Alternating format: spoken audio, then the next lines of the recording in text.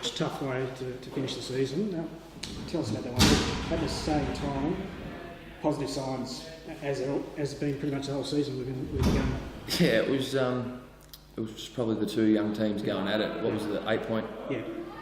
We just gave them too big a start, and then at 3/4 time they were probably too far in front just to reel them back in. What were they, 36 points up, 35 up at 3/4 time. So it was the start that probably cost us, and probably young Rubok probably was the difference.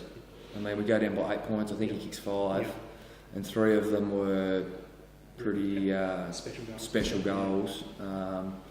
So our inability to be able to shut him down individually, I think, was the difference. I think both teams had very similar numbers, similar inside 50s, similar shots on goal. But when a young bloke bobs up and kicks 5, and 3 of them are what we call probably 20 or 30 percenters, it's pretty hard to win those sort of close games. I'm guessing you obviously built this up to one you could win, so what's the mood at the moment from that regard? We never really spoke about winning. We knew we were a chance, but I mean, West Park it's a challenging ground. It really is. I mean, all the scores kicked at the bottom end. We didn't get it. We lost the toss, kicked against the wind, and they piled on some goals early, and we piled on in them and then us. So I mean, to be able to, that's something that's a home ground advantage that we don't, we probably don't have enough players that have played enough up here. But probably full credit, I think, to Bernie. I mean, they've been in a very similar position to us all year. We both won 2 games for the year. So full credit to those guys. I mean, they got a fair touch up last week to respond the way they did. Their older blokes played really well, and I mean, the most that I can say is probably just full credit to Bernie. I don't think we were horrible. I just thought they were pretty sharp, and young Rubok was the difference. Do you feel, probably didn't, whilst they got the good start, like you mentioned, you probably didn't take the chances away you probably could have in the second term? Yeah, whilst it was only 10 points at half time, it felt like it should have been closer. Yeah, we didn't get going in the second quarter till halfway through that quarter, and then we piled on, I think, 5 or 6 goals. And we didn't make the most of the first 10 minutes of that quarter. So when you go down by 8 points, you need to make the most of the opportunities when there's a scoring end. So, yeah, disappointing way to finish.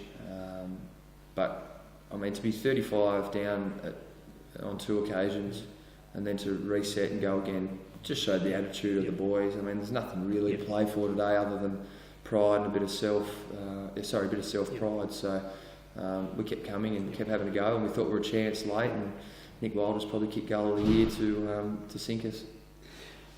You had an intriguing battle yourself with Nick McKenna. Yeah. Was it fun? Oh yeah, Nick and I have actually. He shook my hand after the game and he said it's always enjoyable. We back 5 years we used to have some really strong contests. So he's a good player. He always has been. So enjoyable contest for me personally. Braden Butler, I thought he was outstanding out there. Quade just kept on going for 4 quarters. Yeah, Quade, Braden Butler and Bo Sharman. Bo got us going in that second quarter. He broke 50 and kicked 2 goals. So that's pleasing that they finished off the year really strongly.